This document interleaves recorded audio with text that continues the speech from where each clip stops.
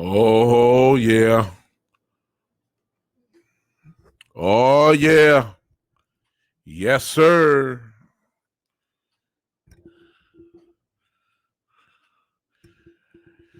Hello, hello, hello, hello, hello. What is going on, everybody? What is going on? Welcome to the Big Time Show podcast. We had to change it up a little bit. We are coming now on at 7 p.m. on Tuesday nights instead of 7:30 p.m. Been doing 7:30 ever since we started in last year in August. We had to change it up a little bit, and hopefully we'll see what happens with this group. Welcome to the show for those that are on here. I appreciate you jumping in with me real quick. Let me see who's on so I can speak to you. Wendy, I see you. E. Kush, what is going on, man? Big brother, what's up, man? I see you. The conscious is in the house. Kevin Carr, man, what's going on? Brother Cedric Scott, what's going on? Oh, man, good to see you people. And those that are maybe looking at me now, you just haven't spoke, but it's okay. I appreciate you just popping in on me and seeing what's going on.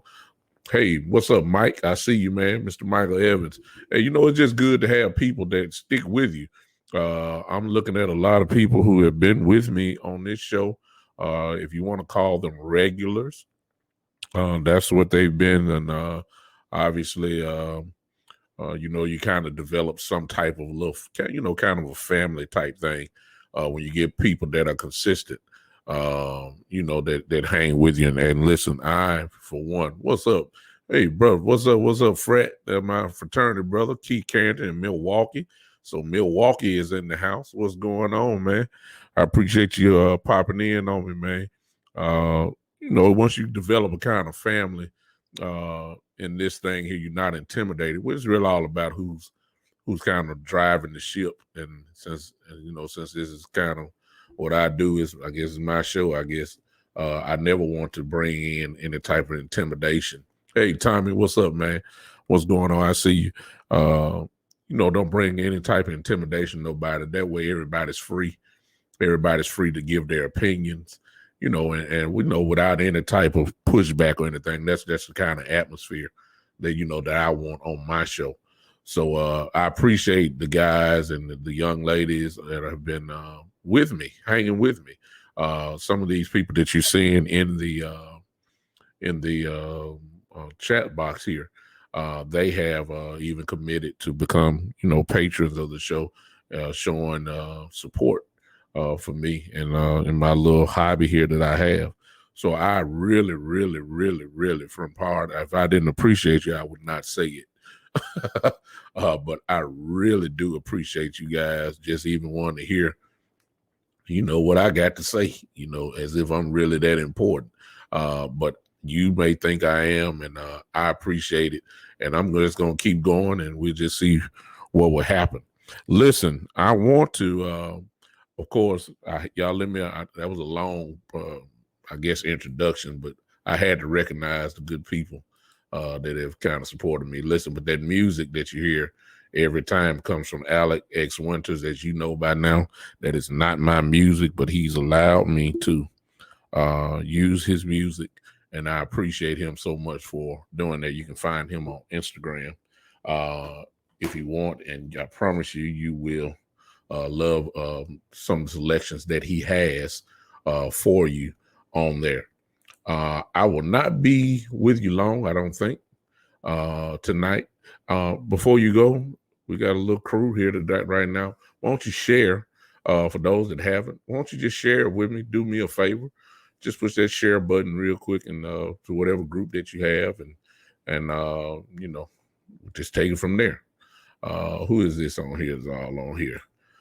Oh, yeah. Yeah, one of the most respected voices that I even consider on the Cowboy matter. I appreciate that, E. Kush. Thank you so much for that. I take that as a compliment. Thank you so much. What's up, Chris? I got my guy. Chris, where are you from, Chris? Chris comes from I don't want to call the wrong name out, but I know he's not from Memphis. But Chris is kind of a regular also, and we've connected here on this show. It's just everybody on here kind of thinks like I do. Maybe that's why y'all keep hanging around. Chris is from South Carolina. There you go. South Carolina's in the house, man. I appreciate you guys so much from the bottom of my heart. I really appreciate you guys so much. Let's get to some Cowboy talk. Y'all don't mind? I don't know if you guys saw it. If you're in this chat group that I'm in, I put it on my Big Time Show patrons page. I just put it up there. I may have done it just a little bit too late. It's about 9 minutes long. If you're in the Connect the Stars group, I put a video there. Appreciate you, Tommy, man. I put a video there for you guys to see before we started. Everybody has an opinion, okay? What you're looking at me now, and I have an opinion. When it comes to Cowboys, I have an opinion. It's based off me doing my little research. It's based off of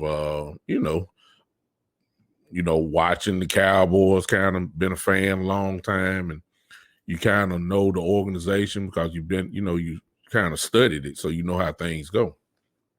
There are, however, some people that when they talk, you better listen.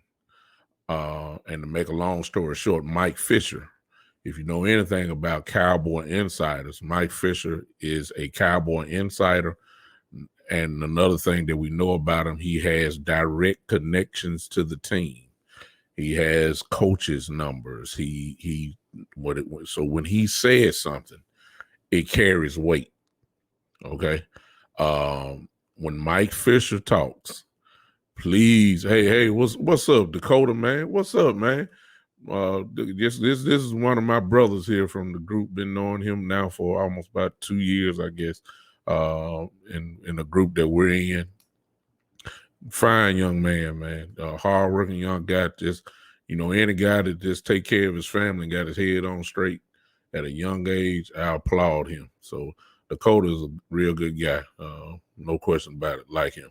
But when Mike Fisher talks, you better listen because he's not talking from an opinion standpoint.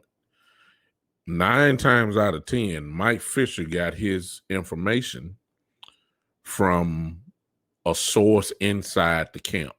He has that type of pull. Whenever you hear Jane Slater talk, whatever she's saying, you never take it as, okay, this is just Jane Slater talking. No, it comes from a source. There are others that are in there. Just I forgot the names, but those 2 names there are big. Mike Fisher would do if you're in the group. Maybe some of you guys need to look at it. Maybe after this, that we have a problem, and I'm just not going to even play around with it. Exactly. We have a problem. And it's showing up even before training camp starts. And yeah, exactly. You're right, Wendy. Yeah, it's a problem because a lot of it kind of is starting to lean toward what a lot of Cowboy fans were speaking of when it came to Kelvin Joseph. Kelvin Joseph, Mike Fisher put a 9-minute and 13-second video together from his house. Pretty much, I took the notes down and we'll kind of go through it together. Well, but before I go to that, let's think about what we said about Kelvin Joseph. One of the things that we talked about, you can go back to my shows, is that I was on the side of saying despite his love for the rap game and all that kind of stuff, and even despite the problems that he had at LSU and the rumors, I couldn't confirm it, so I don't know, that he was having at Kentucky, that it was a good draft pick. because the kid is talented. The kid can play, but it seems that he has yeah, Grandy, he's my guy. But he has, they say he come to meetings when he wants to and comes late and all that kind of stuff. Now, when you get drafted, it doesn't always have to be the part where, it doesn't always have to be like the thing carries over. You see what I'm saying? Some guys, it clicks. It's like, you're in the NFL now. You just went from being a guy that only had $10 in your pocket to now having, depending on your signing bonus, you can leave out with millions right then and there. I mean, it's life-changing when you sign a contract. And some people's attitude and their mannerisms, they change because they realize how serious it just got in a matter of moments. When that ink dries on that contract, when you get that, sign that contract, your life changes right then and there. It don't, it starts. And you would hope that some guys would get it right then and say, okay, I got a job now, even though it's a game that I played, my whole life. You would figure that things would change. Well, y'all watch the video. For those that I sent it to, y'all watch the video once we get off here and you can peep it out yourself. I didn't like what Mike Fisher said. I didn't like it. I didn't like it because it's not the truth. Because remember what I just said. When Mike Fisher said something, there's something behind it. It's just not him just throwing stuff out there. He has sources that's inside the camp. And so sometimes the truth hurts. And what I heard him say, I didn't like it because if what he said is true, and it's still an if, then we're headed in the wrong direction with Kelvin Joseph before training camp even starts. I'll tell you what he said. I fill it in. I might put it on my for those that follow me on my Big Time Show page. I'll put it on there as when we get off, and that way you can see it immediately. Hello to everybody on Podbean. Hello, everybody on Podbean. Good to see y'all tonight. I'm just going to go through a little cliff notes that I have that I took about it. As you know by now from the last show, the first thing that Mike Fisher said is that Kelvin Joseph came to training camp not in shape, which, we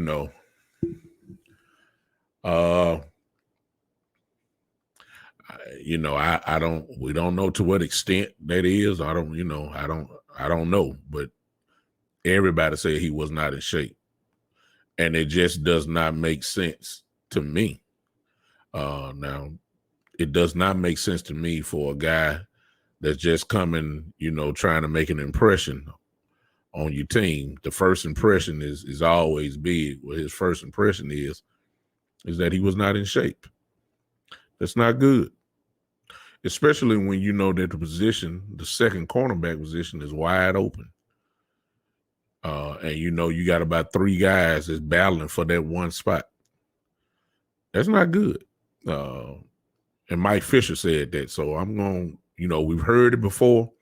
I believe that Mike Fisher heard it also from a source inside the camp.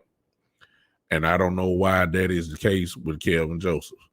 The other rookies came in good shape. Kelvin Joseph did not. Now, do not assume, y'all. Don't before y'all go too far. Don't start judging because you don't know what he's doing. You don't know, because I can feel it. I can feel it through the screen right now that I'm looking at. Some folk gonna look at this and say, "Oh, he rapping." You don't know. You don't know what he did. He's spending too much time in the studio. You don't know. You don't know. Stop it. He's smoking. You don't know what he's doing. You don't know. Just all we do know is that, is that he came to camp, mini camp, out of shape. That's not, and I'm not making no excuses for him at all. He's not. I see the comments exactly, Kevin. Exactly. Nashawn Wright in the process. Well, let me walk down this trail real quick, and then we'll come back to kind of like what Kevin is saying in there. It was not good. Then he gets in the camp, as we said before. Mike Fisher brought out that he had to go into 10-day quarantine because you don't go into quarantine unless either A, you've been tested for COVID and you have it, or B, you've been around somebody that's have it, and the rules say, I guess, that when you've been in some type of contact or you tracing the contact, that everybody that's associated with it has to go into some type of quarantine. And so he had 10-day quarantine. That opened up the doors, Kevin Carr just said, is that opened up the door for one Nashawn Wright, who shined in minicamp. Nobody was counting on Nashawn to really progress himself like that, but because of Kelvin Joseph being out, it opened the door for somebody else to shine. Now, everyone is amazed and surprised, I guess, in a sense, of how well Nashawn Wright has played in camp. So, get the picture. Kelvin Joseph is not as high on the depth chart as a lot of us thought he would be. A lot of us had him like, okay, he drafted in the second round. We're going to go ahead and start him now. Immediately. He's day one starter. I hate to tell y'all this, but Kelvin Joseph way behind. What's up? One of my best friends for over 30 some odd years is on here, Marlon Haynes. My home guy here from Memphis. Appreciate you, Marlon. Listen, Kelvin Joseph is not, I know Wendy. Wendy says, I know exactly who you wanted, but he was gone. Kelvin Joseph is not high on the depth chart, y'all. Now, let's just be honest. Why? Because he ain't been on the field. Okay? He hadn't been on the field. He missed minicamp. He's a rookie. So we already know who our, I guess, top 3, 4 corners are. What's up, Coach Breed Love in South Carolina? What's going on? Listen, here's our depth chart. Diggs is above Kelvin Joseph. Diggs is. Jordan Lewis is above him, Kelvin Joseph. Much as y'all hate it, but Anthony Brown is above Kelvin Joseph. I just named 3. I just named 3 right there. So, I mean, that's number 4 right there. Okay? And right now, Nashawn Wright is above Kelvin Joseph. That's 4 corners. I mean, he's already, exactly, Michael Evans. You see what Michael Evans just said. He is already behind the 8 ball. He's 4 corners down. He's, if you want to name him the 5th corner, so be it. Now, this is not me saying that he's not going to make the team. I believe that's kind of crazy to say that. But the guys I just named, I mean, we're talking about guys who are legitimate starters. Anthony Brown, as much as y'all hate him, Anthony Brown is a starting cornerback.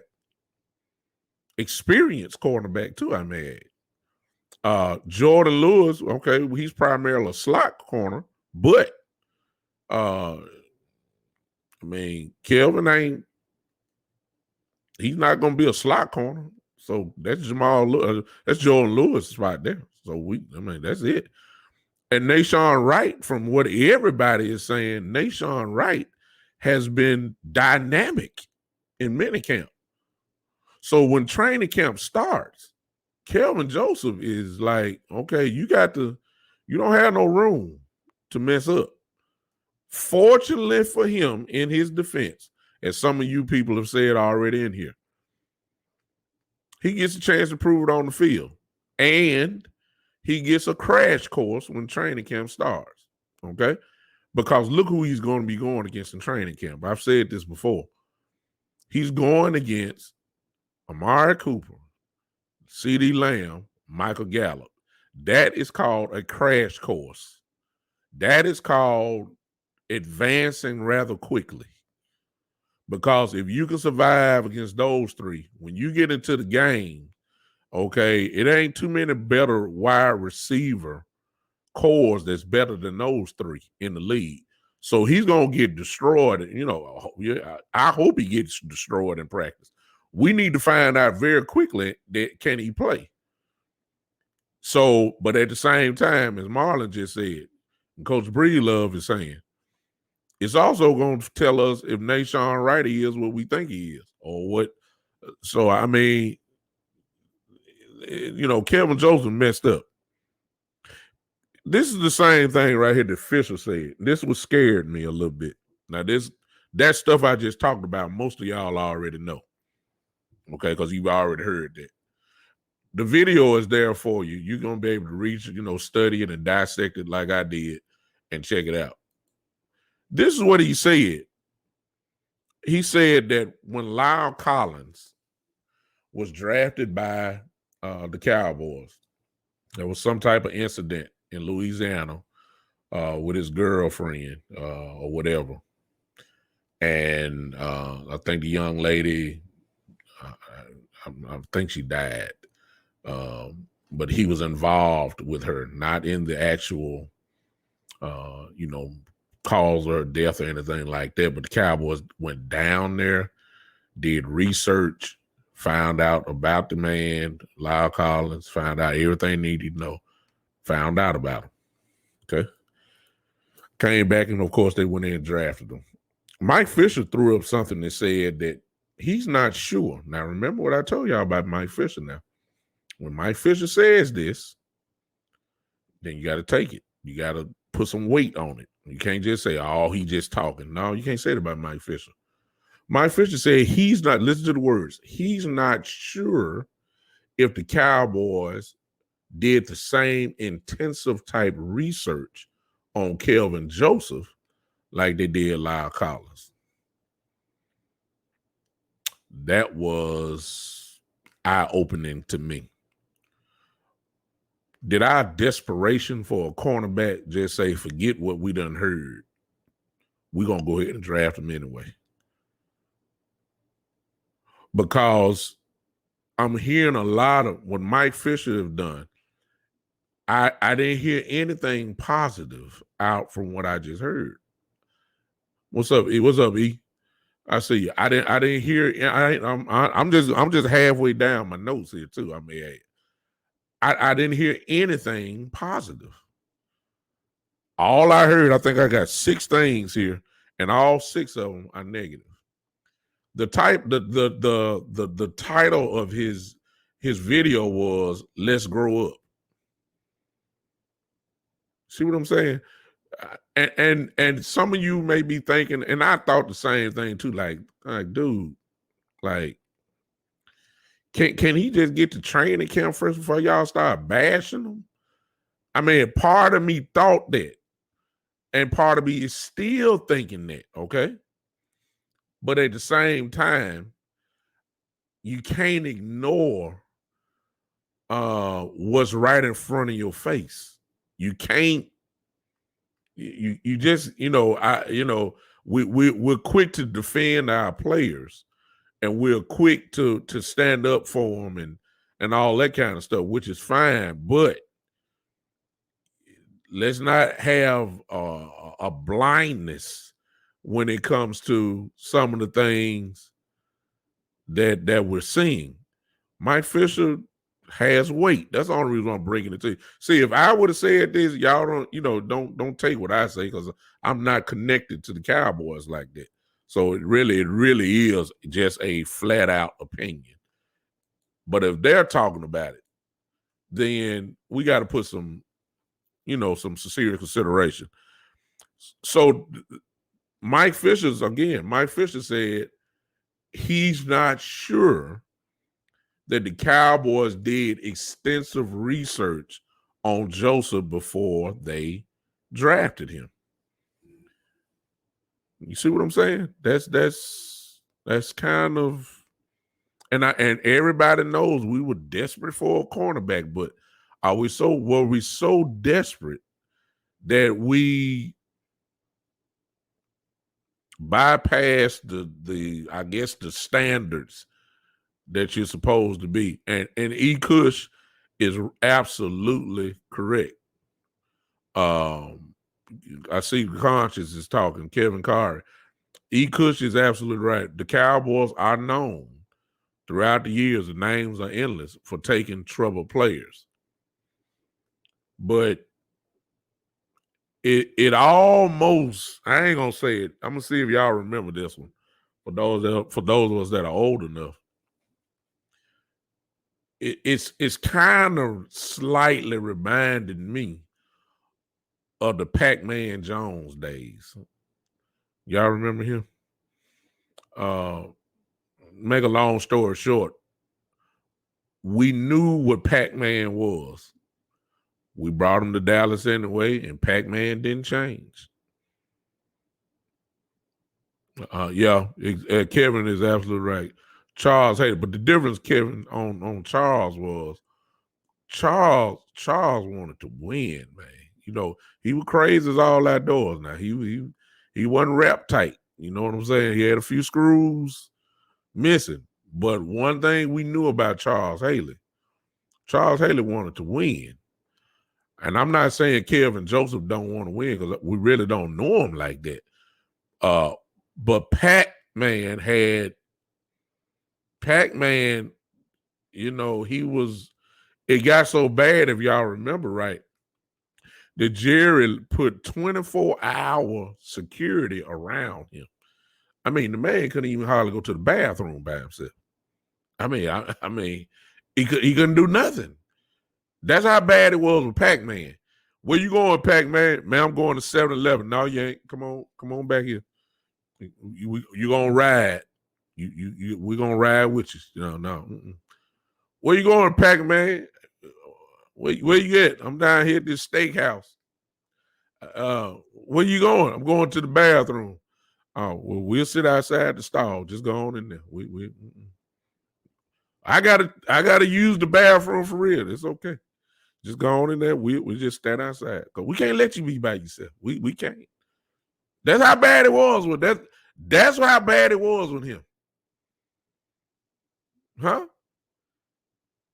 I see the optimism in the chat box, like my brother Chris saying, if he have a great camp, all is gonna go away. That's what he's gonna have, because he got to bypass some people just to get in the starting lineup. I'm serious. I see two obstacles that he got to, and before y'all kill Anthony Brown now, before y'all kill him, I'm telling y'all, we begging for a veteran. What y'all think Anthony Brown is? He's a veteran. I mean, I'm just saying. I know I don't want him on the team either. I don't. But Anthony Brown is a veteran. He still can run. He still can run. He knows the system. He knows the game. That's your veteran right there. And and the reason why I'm saying that, not because I'm supporting Anthony Brown, it's just I know that Stephen Jones ain't gonna spend no money. So I mean, no sense of talking about that. It's either you gonna go young or you gonna go with some experience. If you go young, okay, Nashawn is right. Okay, Nashawn, Kelvin Joseph, whatever. If you go with the experience, Anthony Brown gonna be your starter. I don't like it, but I mean, it is what it is. Okay, I'm going down my list. I'm just through. He even brought up the man's age, like, and with the inference saying that he needs to grow up. I thought that was kind of harsh. I mean, the kid ain't number 19, 20. See, when you're 19 and 20 years old, let's just look. Some of y'all on here, y'all look. Did we have it together when we were 19 and 20? I mean, what do you mean he needs to grow up? What do you mean? I mean, 19 and 20. Okay, these 19 and 20-year-old kids now, they play video games, they drink, a lot of them smoke. Okay, they go to clubs, they excuse me, they love women. Uh, you know, they're not settled. When you're 19 and 20, that's what come along with it. What do you mean? He brought up the reference, however, that I had to give credit to, was saying that he went back. See, this what I can't stand about people, and people not just in sports but in life, period. Okay, this is what I can't stand, y'all. See, if the past is the past, then you can't charge me in my present and in my future and bring the past characteristics into the equation and charge me for that. What I mean, Mike Fisher brought up how he was late for meetings at Kentucky, came when he wanted to come and all that. Okay, that was at Kentucky. Did he do it when he was here in Dallas? See, if he would have done it here in Dallas, he would have said it while in the minicamp. You didn't say that. So why are we even bringing up Kentucky and LSU and all of that kind of stuff? That just don't bring up the past while I'm here. If anything, you should have had a comma after that. You should have said something like, okay, he had problems getting going to meetings on time at LSU and at Kentucky. He should have put a comma after that. But in Dallas, he's been on time for every meeting ever since. That's what you should have said, but you left it kind of dry there and just said, he had time. Don't tell me about what he did at Kentucky and LSU now. Tell me what he done since he been with the Cowboys. That's only fair. You can't judge. If you judge me by my past, y'all would laugh at me. Some of y'all know me as Bishop Brooks and all that. Look, y'all be laughing at me if I judge y'all. Judge me by my past. All the stuff I done. I mean, give me a break. Y'all wouldn't even give me no type of credit, no type of accreditation, nothing. No, nothing. If y'all look at my past, and I got one. I mean, come on now. I ain't always been like what I am today, and I'm still fighting. You see what I'm saying? You know what I'm saying? I'm not perfect by no means. But don't bring back what I did in 1999 to 2021 and act as if I'm that same person. That just don't make sense. So I didn't like that, or the way he did talk about the man. Ain't no sense of bringing that up. Let the man live today. Give him a chance to live today. Yeah, he may have quarantine. Look, he don't supposed to be at no meetings. Guess what? Well, I'm quite sure the Cowboys made it. He quarantined. He don't supposed to be at the building. Hello. Now, he may have had a virtual link that when meetings happen, and I'm quite sure the Cowboys had it. Answer me the question. Was he at the meeting virtually when the Cowboys had a meeting? If he was, don't bring me back talking about Kentucky and LSU. What are we talking about that for? Did he attend the meeting with Dan Quinn and his maybe whatever meeting he had with his position coach? If he met, don't tell me about that. Don't tell me about what he did. Come on now.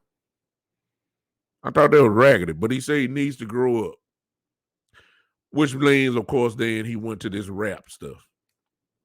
Okay? He went to the rap stuff. Now, this is all I'm going to say about the rap stuff. See, people are slick with their words, and Mike did it too again. You brought it up and you put it out there, but then you wanted to dress it up and then reel it back in. Well, you already put it out there now. It's almost kind of like saying, I slapped you in the face, and then 5 minutes later say, I'm sorry.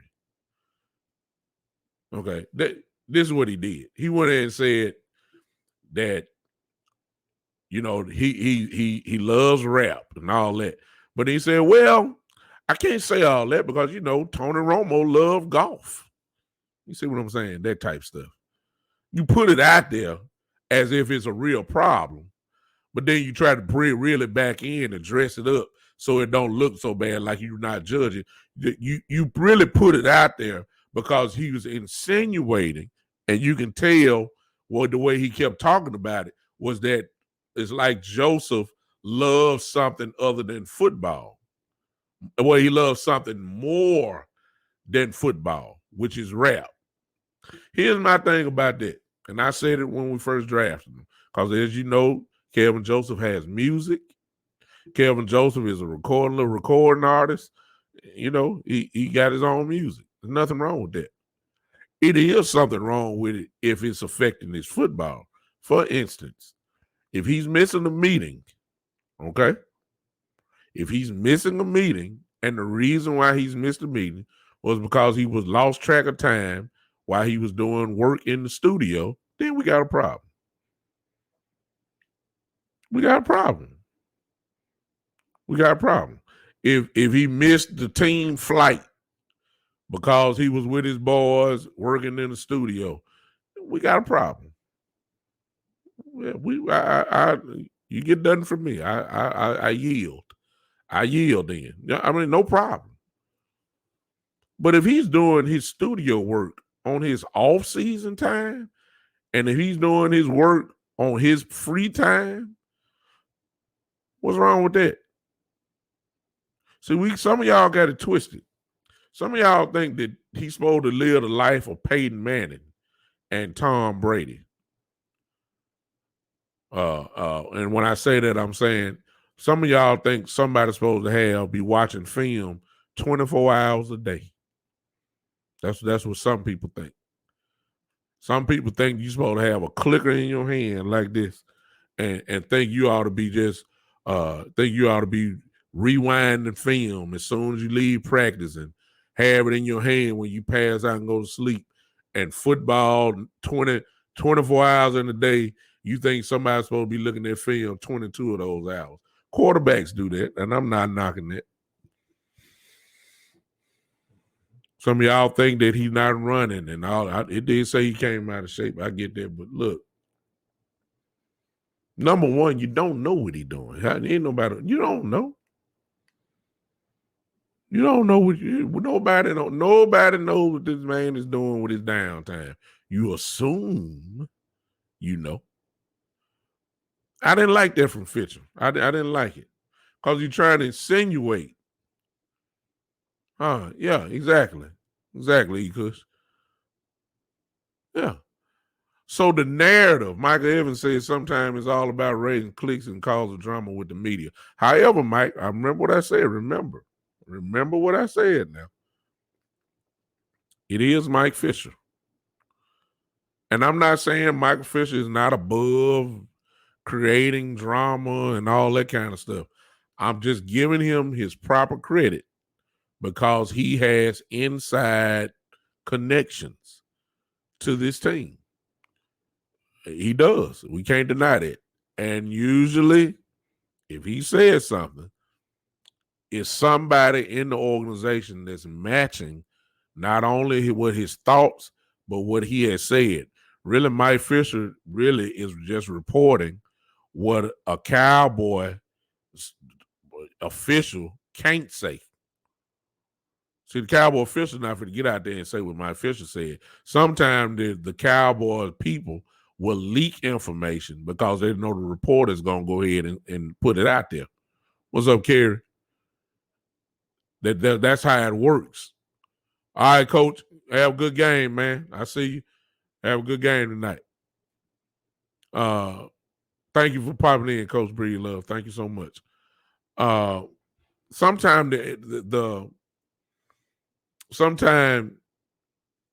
the team will leak stuff out to a reporter, give him some good information so he can leak it out. Okay? Because they can't say it themselves. This could be the same thing. Yeah, I believe Mike. I believe Mike that very well could be the case. But also Mike, keep this in mind. Fish is one of those guys that is at the practice. Okay, that was my assumption. What I said before. I want to be clear. I do know the teams leak out some things to reporters so they can report it. I'm not saying that's the case. I'm saying it could be. But Mike Fisher also is one that is there at practice. He has that type of presence with this team. Okay. I like it, Chris. Chris says always one player to get scrutinized for not being a robot. This year is KJ. It could be that. Oh, excuse me. There it is, right there. Mike Evans, there it is. So he's on the payroll for the Cowboys. So he said he has an office at the Star. Mike Fisher has an office at the Star. So again, if he's saying this, y'all, see, I didn't know. I knew he was a Philly. I didn't know he was on the payroll of the Cowboys, Mike. I'm glad you just put that out. That sums it up for me. If he's on the payroll for the Cowboys, Mike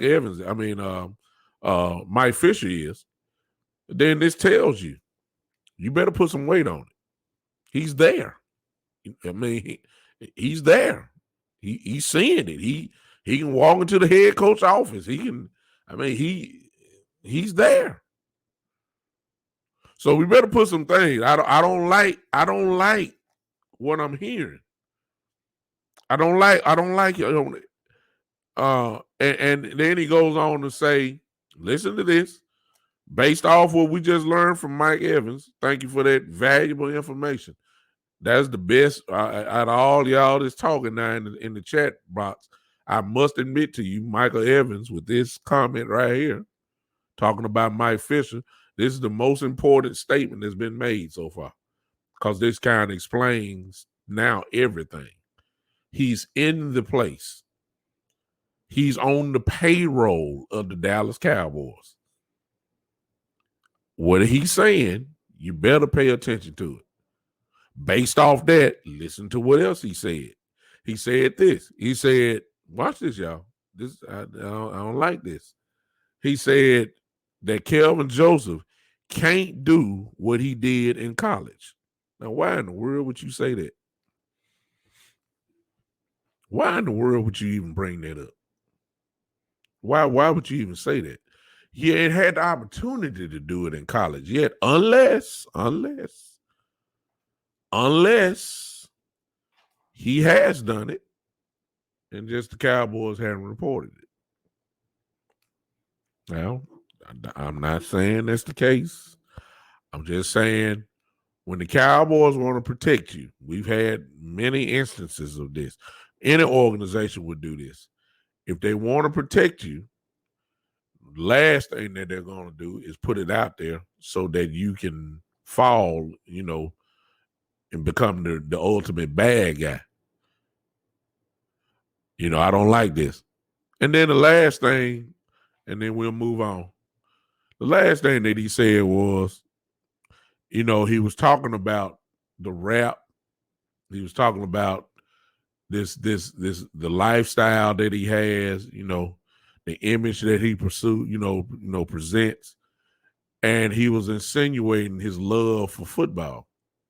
Like he has a split personality or split love, I guess. I don't know the word I'm trying to think of here. It's like he has his wife is football, but he has his rap game is an affair. Let me just put it like that. Y'all understand what I'm saying now? And so you're questioning his love for the game already. We ain't even been to training camp yet. Y'all need to watch the video for yourself. You probably get some more out of it than I got. You're already questioning his love for the game, and we haven't even got to training camp yet. That's not good. That's not good at all. That's not good, y'all. And I'm only putting weight in this again because Mike Fisher said it. It's kind of like basketball. Y'all can talk about Stephen A. Smith all you want. When it comes to basketball, if Stephen A. Smith says this about a player or something's getting ready to happen, you might well put your money on it. It's just the truth. You may not like him or whatever else, but he's that connected. Mike Fisher is disconnected. And I don't like what I'm hearing so far about Kevin Joseph. Now, I'm going to echo the statements of what people like Chris Curry said earlier. E. Cush said it.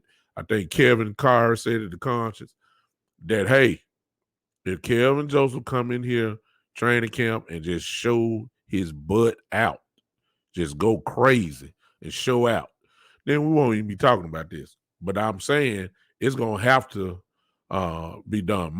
There's another big name. Exactly, Brian Brodus. Everybody knows Brian Brodus. These are guys like when Brian Brodus and Mike Fisher say something. I'm gonna throw in James Slater also.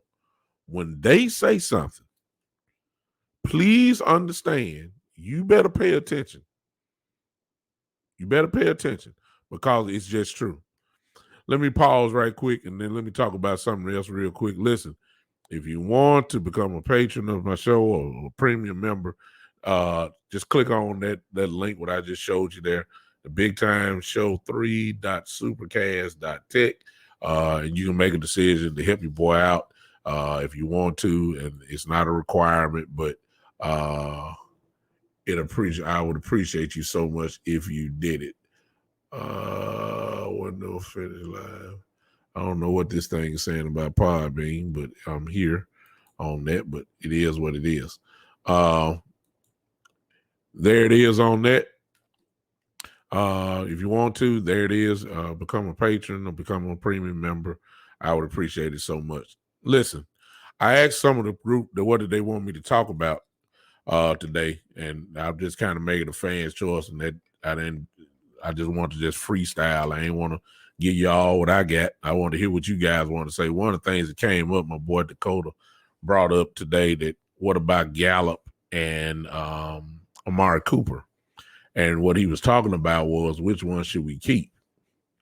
So I'll go on that. I think I've talked about this slightly before, but there's a thing about, some folks are wondering, should we get rid of Cooper and go ahead and pay Gallup and make him somewhat of a number one? My answer to that is no way in the world. And it's not because they're raggedy, but here it is. Number one, nobody's going to take Amari Cooper's contract. Oh, I see you, Chris. I sure want to talk. I want to do that so bad. I should have put that out. I do want to do it. Look, nobody's taking Amari Cooper's contract. That's $20 million a year. Nobody ain't taking that. Okay. That's the business side of it. Number two, from the business side of it, if you sign Michael Gallup is going to want some big time money. That's well, if you do that, it's kind of like giving money to an unknown, and I'll tell you about that in a second. That's the business side. From a player perspective, but from a talent and player scheme perspective, I don't know if Michael Gallup is a number one. I mean, I don't know if Michael Gallup can handle number one. See, one thing I know about Amari Cooper demands a double team. Michael Gallup don't command a double team. There's not too many teams that go one-on-one with Amari Cooper. There's always a safety over the top, or you shading the linebacker underneath. Michael Gallup don't get that. I don't think he's that tight. I don't see number one on him. I see a real good number two. And if you really want to go with number three, he'll be a dynamic number three. But I don't see a number one. I don't think all defensive coordinators are scared of Michael Gallup. They scared of Amari Cooper. They scared of him. They scared of Amari Cooper now. They're not scared of Michael Gallup. So it almost reminds me of I'm gonna tell you what Michael Gallup. I said this before. Michael Gallup reminds me of Juju Schuster, whatever his name is, at Pittsburgh. See, when Juju was with Antonio Brown in Pittsburgh, oh my God, Juju looked like the second coming of Jerry Rice when he was with Antonio Brown. That's because Antonio Brown demanded a double team on every single play. So Juju had one-on-one, and Juju was a great number two receiver, and he pretty much killed people that was going up against him one-on-one. Well, Michael Gallup is the same way. The reason why you see Michael Gallup make these great catches, every time you see him, you don't see him jumping up between two people or somebody. It's always one-on-one. Dak throw it up in there, Michael go get it. It's always one-on-one. A slant, you don't see a linebacker shading his way. It's Michael Gallup one-on-one. Comeback route, Michael Gallup one-on-one. That's because Amari Cooper demands two men. Now, if you put him over there with one-on-one, he get double teamed. I don't know what Michael Gallup can do. I'm not saying he can't. He just don't look like it to me. That's just my eyes. Your eyes may say something different. So the idea, to make a long story short, I hope Dakota's still on here because he's the one that asked the question. The idea of Michael Gallup becoming a number one at the expense of us losing Cooper, that just don't make sense to me. Now, that's to me. You may think something different.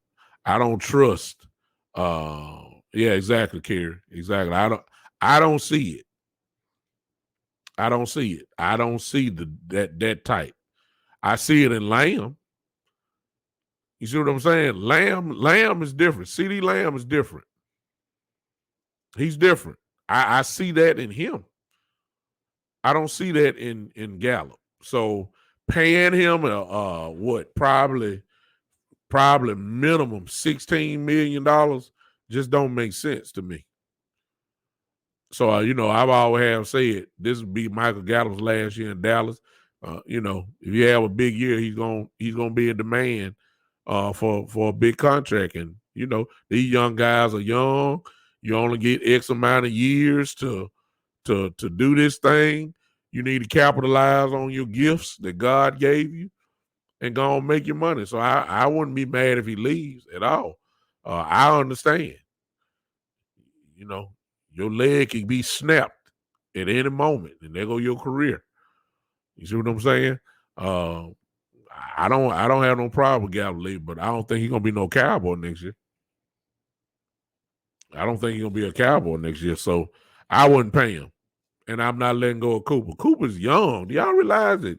Somebody help me here. I don't want to call out the wrong number. But how old is Amari Cooper? Is Amari Cooper even 30 years old yet? Is he still in his 20s? I think he is. Somebody help me out real quick. Somebody tell me. Somebody help me out there real quick. I don't feel like typing it in myself. Forgive me for being a little lazy tonight. I should have, but like I said, this freestyle. I don't know. I think Cooper is in his 20s. I think he is. Y'all gonna make me work. Y'all ain't helping me. Let me look at it. Yeah, I guess y'all lazy tonight too. Oh, there it is. Thank you. The conscience have stepped up. Amari Cooper. Do y'all see that? It don't seem like it, but my goodness. Come on now. Kevin Madison. Hey, my frat brother now, Kevin Madison. Look at that. Amari Cooper is only 27 years old, y'all. And y'all talking about getting rid of him? What? A man that demands a double team every game for a guy that you just don't know about? Come on, y'all. It seems like Amari Cooper. Look, it seems like Amari Cooper been in the league for 20 years, don't it? Amari Cooper's only 27 years old, which means, y'all, that unless his fire goes out, we got a few more years with Amari Cooper. I'm talking about quality, base. He's getting hurt now. I mean, everybody know about his foot and stuff, but I really believe that's more about protecting them. I don't think Amari Cooper gonna play nothing. I think Amari Cooper just gonna practice, and he probably gonna be limited in practice. We won't see a full blast Amari Cooper until week 1 when we line up against Tampa Bay. Don't need to practice. We already know what time it is. I don't see why y'all want to get rid of Cooper. Well, it's not y'all. The question just came up: should we let him go and then invest into Michael Gallup? Nah, let Gallup go ahead and roll. God bless him. Thank you for his time. And just, hey, you're good. You earned your money that you're going to get. It's just that we can't pay you. We can't pay everybody. We got to save up for Lamb. Lamb makes the look. If Lamb have a big year this year, don't be surprised if Lamb start acting like any other player from any other organization. He'll start saying, wait a minute, now I put up 1,200 yards. I'm going to hold out. I wouldn't look, don't blame him. It is, I wouldn't be surprised. I just wouldn't. So that's what I have to say about I'm sorry, y'all. I totally forgot about this. Let me give me some. I'm tired of talking. Give me some of that there. Just give me a little bit of that. Okay, now I can go on close now. Another thing that somebody asked about. Who was that asked me when I asked what you want to talk about? Red zone efficiency. My guy Geechee brought up. I see that. Yeah, Eddie, my best friends on Eddie Woods. Just in case you don't know, if you're watching the lottery, Detroit just got the number 1 pick in the draft for the upcoming draft. Just for your basketball fans. Geechee started talking about red zone efficiency for the Cowboys. And this is why I got a little ticked off, because when you start talking about that, I have a problem with our offensive coordinator. I don't like Kellen Moore in the red zone. I told y'all this last year. I'm telling y'all again this year until I see something different. Kellen Moore is the worst red zone play caller in the NFL. I don't trust him. I don't like him. It is what it is. I don't like him. Matter of fact, I'm going to show you something real quick if I can. I know y'all see that. Hopefully you can see that. I want y'all to look at that. This is I don't count last year.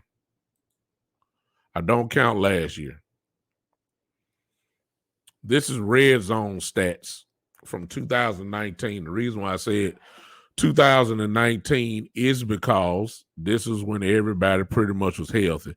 Last year was a wash, so I don't even count that. This is when you had Dak Prescott. This is when you had Ezekiel Elliott. This is when you had Amari Cooper. This is when you had Michael Gallup. This is when you had Jason Witten. This is when you had somewhat of a line. Decent line. Y'all look at that. If y'all see that, look what Dallas is.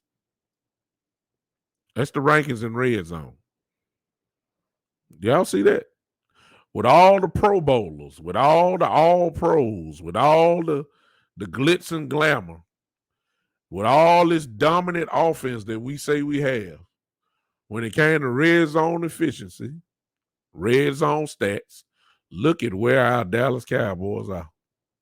16. That sounds like 8-8 to me. That sounds like, 8 and 9, 7-9. That's what it sounds like. You're in the middle of the pack. That's ridiculous. Look at the team at the top. Look at the team at the top in 2019. Tennessee Titans. Look at the percentage. Look at the percentage and what they did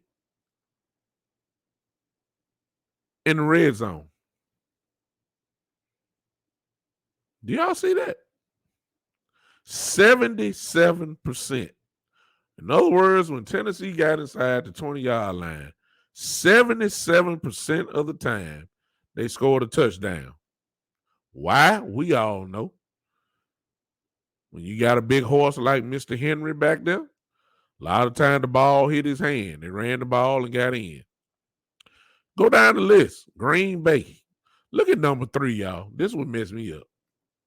That's Tampa Bay. That is not Tom Brady's Tampa Bay.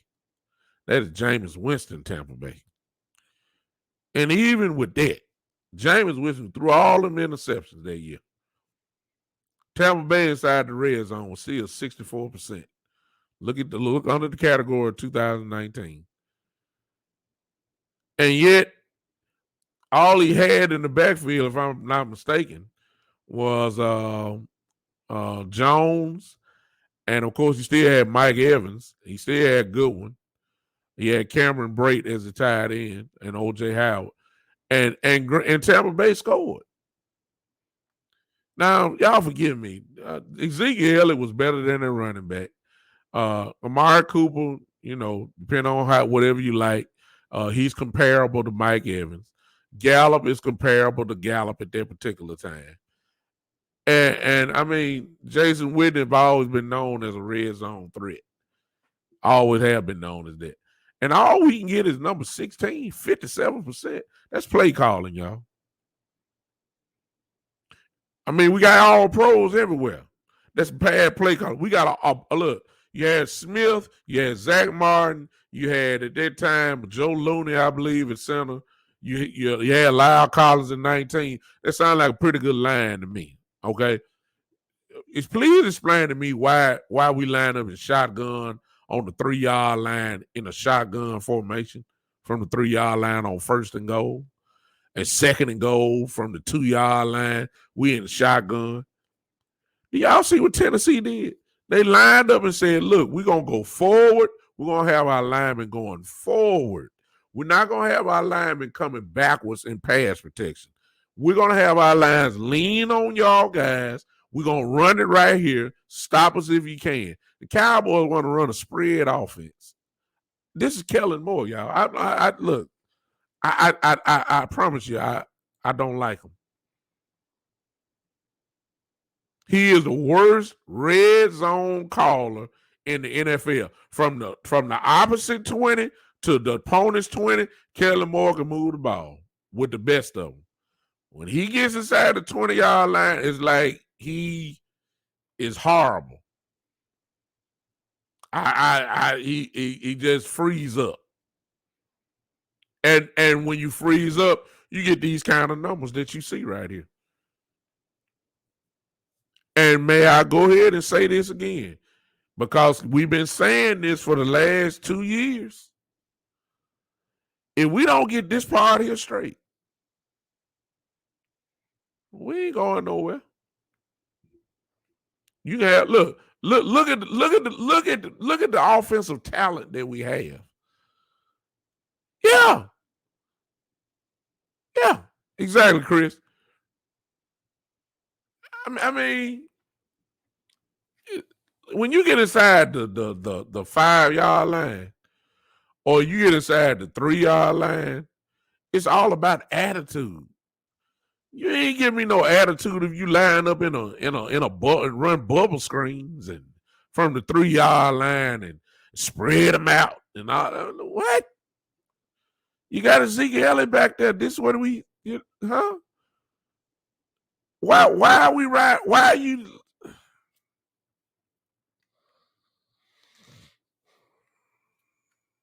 Y'all saw the same game I did. Y'all saw it. And so this had to be cleaned up immediately. And there had to be a philosophy change, if you ask me. Let the line look. Dak don't have, I'm sorry, y'all. I know he got paid. Exactly. Kerry, you remember what we running reverses for? And I mean, what? jet sweeps and line up and say we're gonna run right between Zach Martin and Lyle Collins. Stop us if you can. That's what the old Cowboys did with Emmitt Smith. They didn't care nothing about all that stuff. They just and you know what? That's what killed me, Michael Evans. Jason Garrett was our backup quarterback all them Super Bowl years. So he already should know what we should do. I don't know why all this finesse offense just came into play. I don't get it. Dak Prescott, y'all, I don't care what he got paid. Dak Prescott does not have no business throwing the ball 35 times plus a game. Not when you got that running back behind you. No. And on the flip side, as I told you in the other show, Ezekiel Elliott has I can count on one or two hands, y'all. I showed y'all this other day. Look it up for yourself. Tell me in the last 2 to 3 years how many times Ezekiel Elliott got the ball 20 plus times in a game. You're going to be shocked when you look it up. That's Kellen Moore, y'all. Look at Tennessee, y'all. Look at Tennessee. Look who number one. Why in the world do you think they got 77% success in scoring a touchdown in the red zone? Why do you think they got that? You know why. They gave it to that big dog that was in the backfield and said, look, we don't care what y'all do. Y'all can stack the box. Y'all can do whatever. He's going to get the ball. In the fourth quarter, he's going to get the ball because we're going to wear you out. You ain't wearing nobody out when you're doing pass protection all day long. That's Kellen Moore, y'all. It's Kellen Moore. I'm irritated by this because I know we're better than this. Just look at that. I get Kansas City. You see Kansas City there, I think they're 11, if I'm not mistaken. Look at Kansas City. I get that because you want the ball in your best player's hand. Mahomes is the best player. You expect that. I expect them to spread out. I expect them, but I guess there's still an identity crisis in Dallas. I guess the identity crisis is we don't know who the best player is yet on offense. Is it Dak or is it Ezekiel Elliott? Which one is it? See, there's no question who the best player on the offense is in Tennessee. That's why you see all that. There's no question about who the best player in Kansas City is. That's why we know. That's why he had a ball in his hand. Number 4, Baltimore. Either at that particular time, either Mark Ingram or Gus Edwards or Lamar Jackson were going to run the ball in. We already knew that.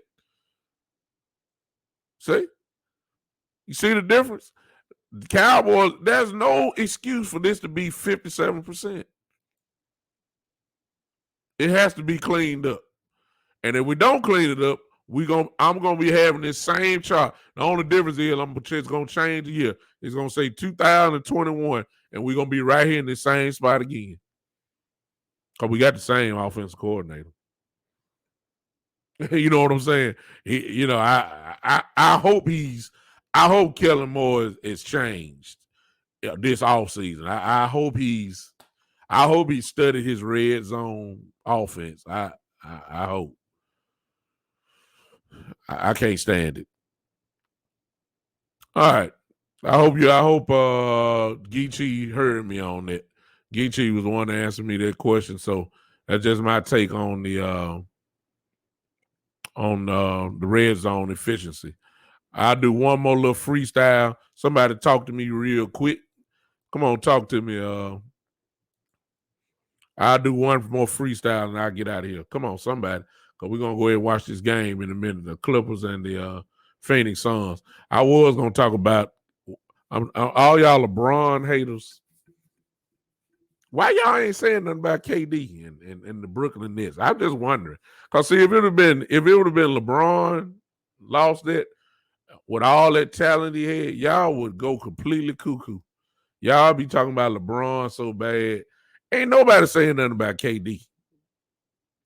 You know, Look, don't tell me about James Harden hurt and Kyrie, all that. KD is supposed to be the best player in the world. That's what y'all say about LeBron now. He's supposed to be the best player in the world. He's supposed to carry the team.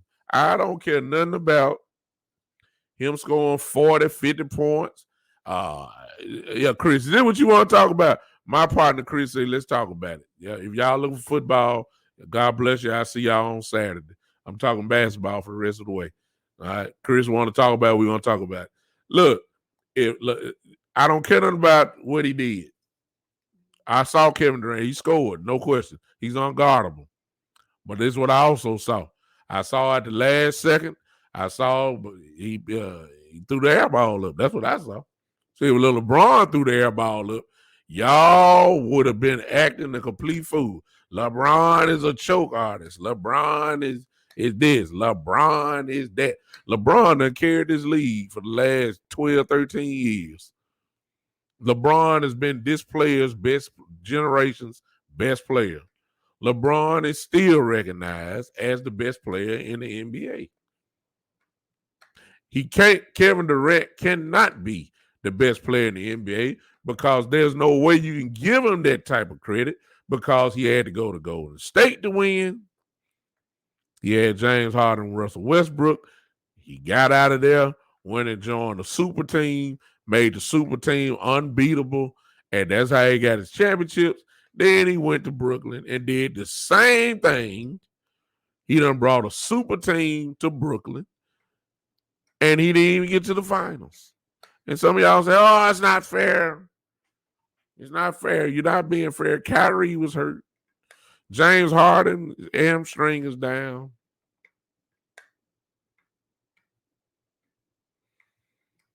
They're good enough to beat Milwaukee.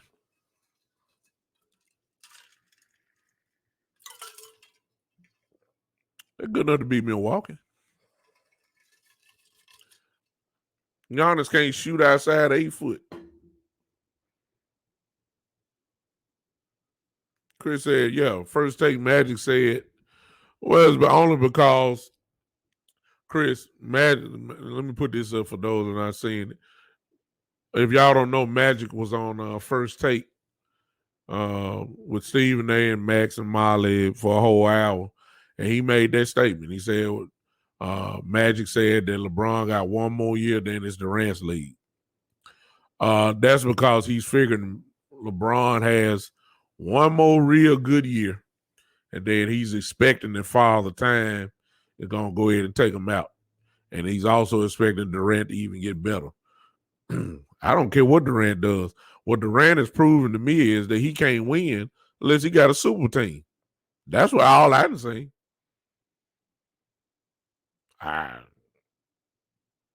You talking about joining the bandwagon. Y'all killed LeBron for going to Miami. I ain't heard none of y'all say nothing about KD building the super team in Brooklyn. I ain't heard nothing. I ain't heard nobody say nothing. Y'all just said, oh my God. Woo, Brooklyn gonna be this. Brooklyn gonna be that. LeBron joined Miami. Y'all saying, oh, why he had to do that? Why he had to go there? Why he did that? I ain't saying nothing about KD. Here's the thing about KD. You can't put him on LeBron level. He ain't won nothing.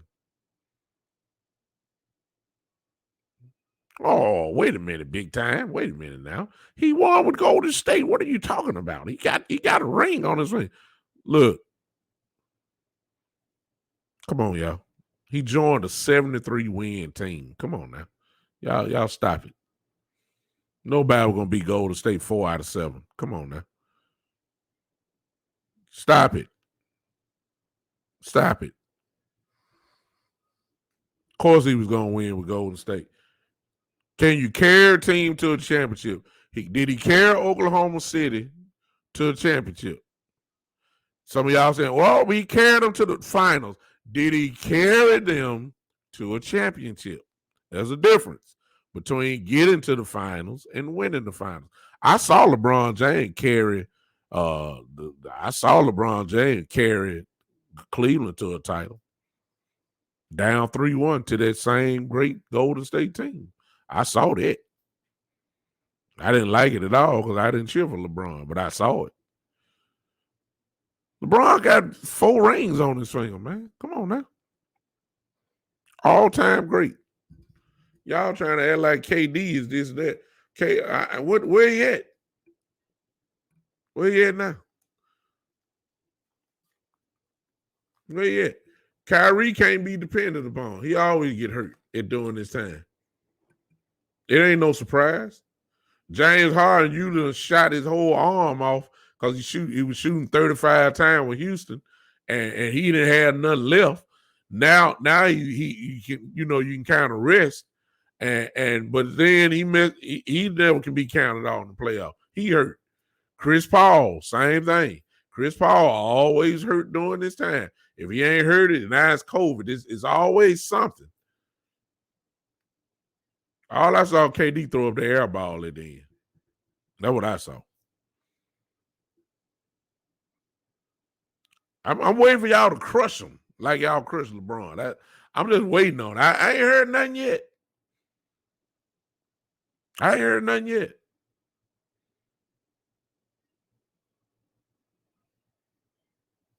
Yeah, okay. Yeah, Chris, great point. Chris said KD's the greatest scorer of this generation. But he also said that's it. I mean, I'm not taking no one from Kevin Durant. You'd be stupid to take something from him. He's special. Everybody know that. He's different. He's unguardable. Everybody know that. But just because you're unguardable, that don't mean you're going to win. Dominique Wilkins couldn't be guarded. For y'all that were old enough to remember, Dominique couldn't be stopped. What'd he win, though? Nothing. Just a few all-star appearances there. A lot of all-star appearances. He couldn't be stopped. Bernard King especially, oh my God, Bernard King. Oh my goodness. Could not be stopped. What happened? Did he win anything? No.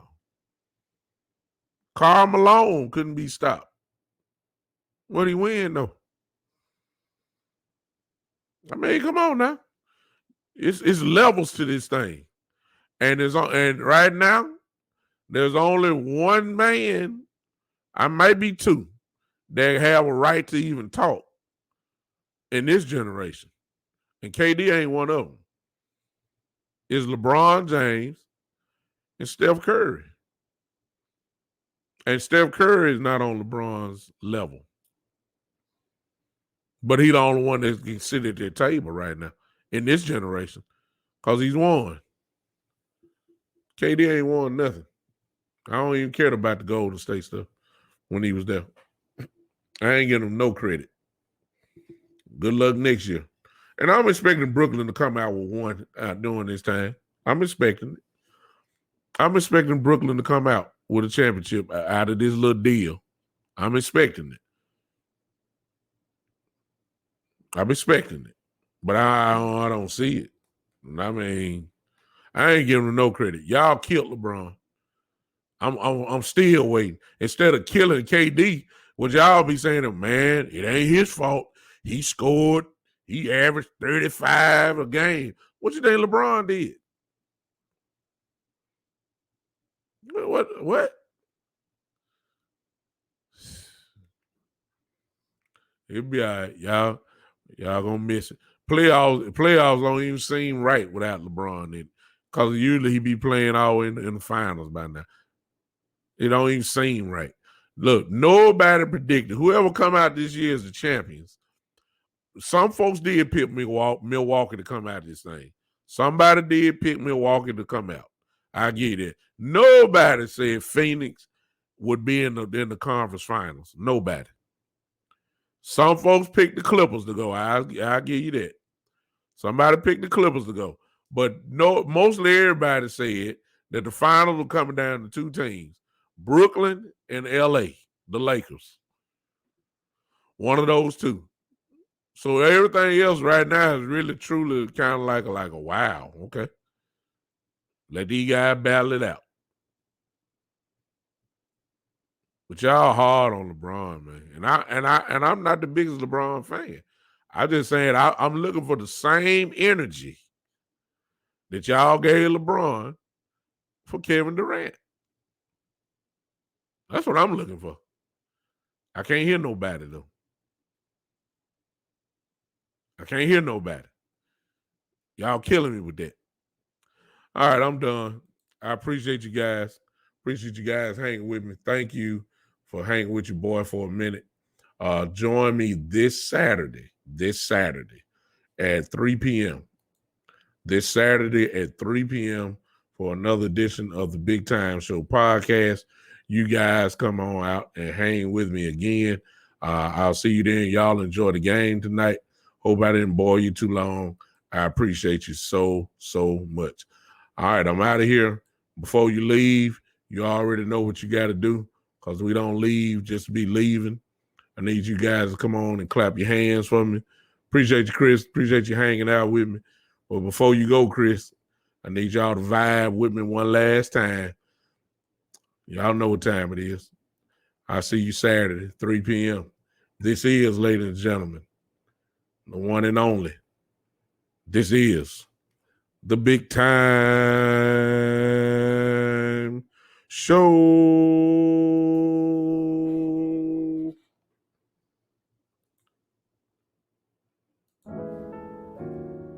Yeah. Thank you, Podbean. This is the Big Time Show. Woo! See you Saturday at 3 p.m.